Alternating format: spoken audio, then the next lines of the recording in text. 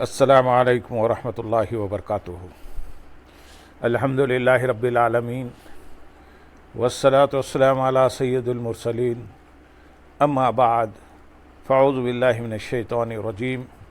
بسم اللہ الرحمن الرحیم۔ برادران عزیز و معزز خواتین،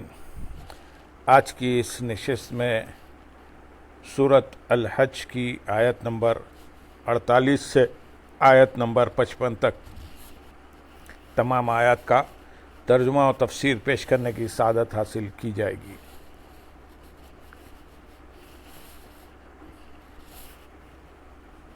وَكَأَيٍّ مِّن قَرْيَةٍ أَمْلَيْتُ لَهَا وَهِيَ ظَالِمَةٌ ثُمَّ أَخَذْتُهَا وَإِلَيَّ الْمَصِيرُ۔ قُلْ يَا أَيُّهَا النَّاسُ إِنَّمَا أَنَا لَكُمْ نَذِيرٌ مُّبِينٌ۔ فَالَّذِينَ آمَنُوا وَعَمِلُوا الصَّالِحَاتِ لَهُم مَّغْفِرَةٌ وَرِزْقٌ كَرِيمٌ۔ وَالَّذِينَ سَعَوْا فِي آيَاتِنَا مُعَاجِزِينَ أُولَٰئِكَ أَصْحَابُ الْجَحِيمِ۔ وَمَا أَرْسَلْنَا مِن قَبْلِكَ مِن رَّسُولٍ وَلَا نَبِيٍّ إِلَّا إِذَا تَمَنَّىٰ أَلْقَى الشَّيْطَانُ فِي أُمْنِيَّتِهِ فَيَنسَخُ اللَّهُ مَا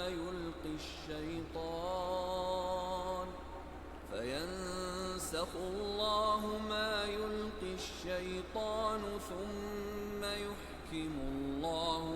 آيَاتِهِ وَاللَّهُ عَلِيمٌ حَكِيمٌ۔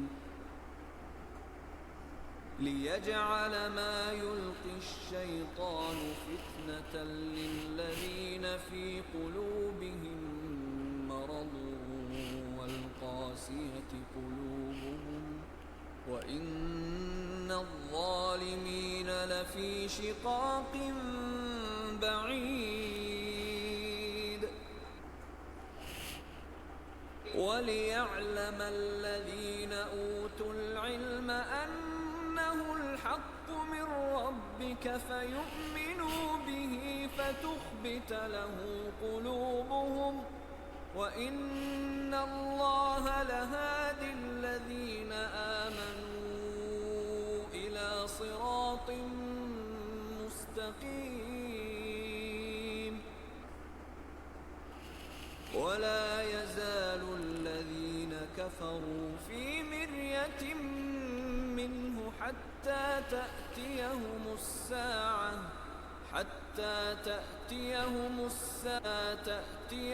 السَّاعَةُ بَغْتَةً أَوْ يَأْتِيَهُمْ عَذَابُ يَوْمٍ عَقِيمٍ۔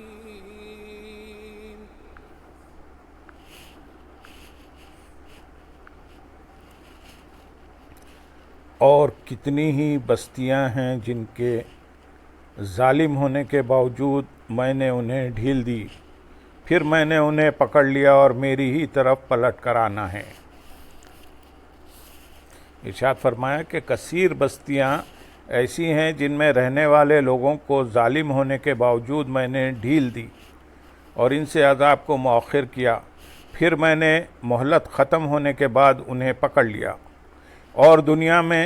ان پر عذاب نازل کیا، اور آخرت میں سب کو میری ہی طرف پلٹ کر آنا ہے،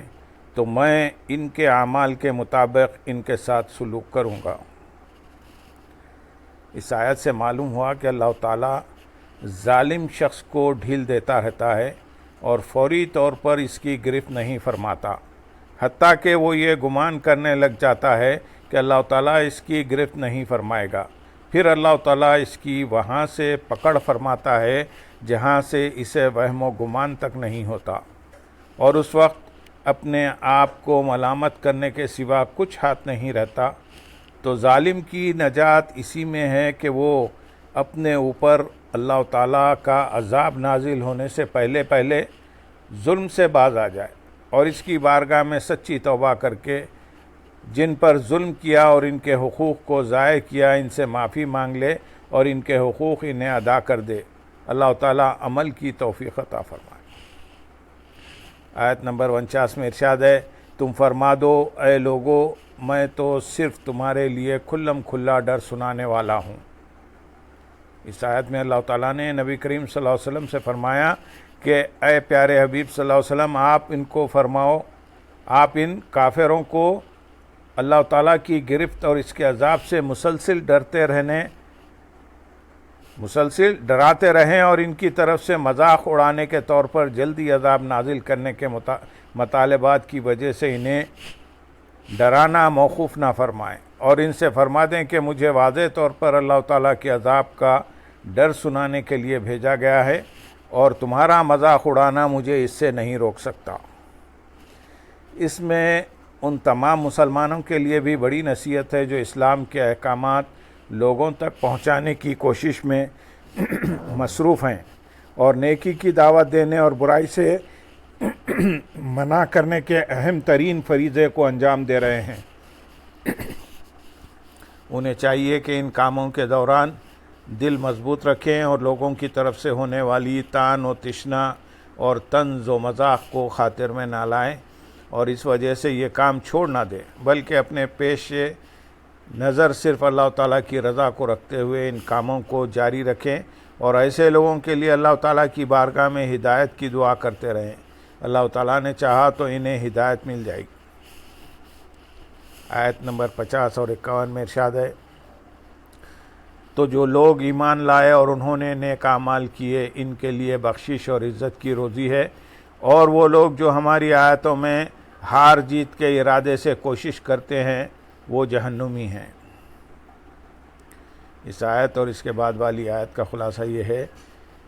کہ جو لوگ ایمان لائے اور انہوں نے نیک اعمال کیے ان کے لیے گناہوں سے بخشش اور جنت میں عزت کی روزی ہے جو کبھی ختم نہ ہوگی، اور وہ لوگ جو اللہ تعالیٰ کی آیتوں کا رد کرنے اور انہیں جھٹلانے کی کوشش کرتے ہیں کہ کبھی ان آیات کو جادو کہتے ہیں، کبھی شعر اور کبھی پچھلوں کے قصے، اور وہ یہ خیال کرتے ہیں کہ اسلام کے ساتھ ان کا یہ مکر چل جائے گا، وہ جہنمی ہیں۔ اس سے اشارتاً معلوم ہوا کہ جو ضدی عالم جھوٹ کو سچ ثابت کرنے کی کوشش کرے اور سند کے طور پر قرآن مجید کی آیات پیش کرے وہ جہنمی ہے۔ اسی طرح مناظرہ محض اپنی جیت کے لیے کرنا جس میں حق کو ثابت کرنا اور دین کی خدمت مقصود نہ ہو کافروں کا کام ہے، جبکہ اظہار حق کے لیے مناظرہ کرنا انبیاء اکرام علیہ السلام کی سنت ہے۔ آیت نمبر 52 میں ارشاد ہے، اور ہم نے تم سے پہلے جتنے رسول اور نبی بھیجے ہر ایک کو کبھی نہ کبھی یہ واقعہ پیش آیا کہ جب اس نے اللہ کا کلام پڑھا تو شیطان نے ان کے پڑھنے میں لوگوں پر کچھ اپنی طرف سے ملا دیا، تو اللہ شیطان کے ڈالے ہوئے کو مٹا دیتا ہے، پھر اللہ اپنی آیتوں کو پکا کر دیتا ہے، اور اللہ علم والا حکمت والا ہے۔ اس آیت کا شان نزول یہ ہے کہ جب سورہ نجم نازل ہوئی تو سرکار دو عالم صلی اللہ علیہ وسلم نے مسجد حرام میں آیتوں کے درمیان وقفہ فرماتے ہوئے بہت آہستہ آہستہ اس کی تلاوت فرمائی تاکہ سننے والے غور بھی کر سکیں اور یاد کرنے والوں کو یاد کرنے میں مدد بھی ملے۔ جب آپ نے آیت پڑھ کر پہلے کی طرح وقفہ فرمایا تو شیطان نے مشرکین کے کان میں اس سے ملا کر 2 کلمے ایسے کہہ دیے جن سے بتوں کی تعریف نکلتی تھی۔ حضرت جبریل امین علیہ السلام نے حضور اقدس صلی اللہ علیہ وسلم کی خدمت میں حاضر ہو کر یہ حال عرض کیا تو اس سے حضور پرنور صلی اللہ علیہ وسلم کو رنج ہوا۔ اس پر اللہ تعالیٰ نے آپ کی تسلی کے لیے یہ آیت نازل فرمائی۔ آیت نمبر 53 میں ارشاد ہے، تاکہ شیطان کے ڈالے ہوئے کو ان لوگوں کے لیے فتنہ کر دے جن کے دلوں میں بیماری ہے اور جن کے دل سخت ہیں، اور بے شک ظالم لوگ دور کے جھگڑے میں پڑے ہوئے ہیں۔ یعنی شیطان کو لوگوں پر اپنی طرف سے کچھ ملا دینے پر قدرت دینا اس لیے ہے تاکہ اللہ تعالیٰ شیطان کے ڈالے ہوئے کلام کو ان لوگوں کے لیے فتنہ کر دے اور ابتلا و آزمائش بنا دے جن کے دلوں میں شک اور نفاق کی بیماری ہے اور جن کے دل حق قبول کرنے سے سخت ہیں، اور یہ مشرکین ہیں، اور بے شک مشرکین و منافقین دونوں حق کے معاملے میں دور کے جھگڑے میں پڑے ہوئے ہیں۔ چنانچہ جب یہ واقعہ رونما ہوا تو مشرکین منافقین شبے میں پڑ گئے، مگر مخلص مومنوں کو کوئی تردد نہ ہوا۔ آیت نمبر 54 میں ارشاد ہے، اور تاکہ جنہیں علم دیا گیا ہے وہ جان لے کہ یہ قرآن تمہارے رب کے پاس سے حق ہے، تو اس پر ایمان لائیں، تو اس کے لیے ان کے دل جھک جائیں، اور بے شک اللہ ایمان والوں کو سیدھی راہ کی طرف ہدایت دینے والا ہے۔ ارشاد فرمایا شیطان کو قدرت دینا اس لیے ہے تاکہ جنہیں اللہ تعالیٰ کے دین کا اور اس کے آیات کا علم دیا گیا ہے وہ جان لے کہ اس قرآن شریف کا تمہارے رب کے پاس سے نازل ہونا حق ہے، اور شیطان اس میں کسی طرح کا کوئی تصرف نہیں کر سکتا، تو وہ اس پر ایمان لانے میں ثابت قدم رہیں اور اس کے لیے ان کے دل جھک جائیں، اور بے شک اللہ تعالیٰ ایمان والوں کو دینی امور میں سیدھی راہ کی طرف ہدایت دینے والا ہے۔ مراد یہ ہے کہ شیطان کی یہ حرکت مومنوں کے ایمان کی قوت کا ذریعہ بن جاتی ہے، کیونکہ انہیں معلوم ہے کہ شیطان نے پچھلے پیغمبروں کے ساتھ بھی یہی برتاؤ کیا تھا، اور رب عز و جل نے اس کے دعو کو بیکار کر دیا تھا۔ یہ حقانیت قرآن کی دلیل ہے۔ آیت نمبر 55 میں ارشاد ہے، اور کافر اس سے ہمیشہ شک میں رہیں گے یہاں تک کہ ان پر اچانک قیامت آ جائے یا ان پر ایسے دن کا عذاب آئے جس میں ان کے لیے کوئی خیر نہ ہو۔ یعنی کافر قرآن سے یا دین اسلام کے بارے میں ہمیشہ شک میں رہیں گے یہاں تک کہ ان پر قیامت آ جائے یا انہیں موت آ جائے، کیونکہ موت بھی قیامت صغریٰ ہے، یا ان پر ایسے دن کا عذاب آئے جس میں ان کے لیے کوئی خیر نہ ہو۔ اس دن سے بدر کا دن مراد ہے جس میں کافروں کے لیے کچھ کشادگی اور راحت نہ تھی، اور بعض مفسرین کے نزدیک اس سے قیامت کا دن مراد ہے، قیامت آنے سے پہلے کی چیزیں مراد ہیں۔ اس آیت سے دو مسئلے معلوم ہوئے، ایک ازلی کافر کے لیے کوئی دلیل مفید نہیں، وہ ہمیشہ شک میں گرفتار رہے گا، اور نمبر دو موت کے وقت یا قیامت میں یا اللہ تعالیٰ کا عذاب دیکھ کر کفار ایمان قبول کر لیتے ہیں، مگر وہ ایمان اللہ تعالیٰ کے نزدیک معتبر نہیں۔ اللہم صلی علی سیدنا محمد وعلی آل سیدنا محمد وبارک وسلم، وآخر دعوانا ان الحمد للہ رب العالمین۔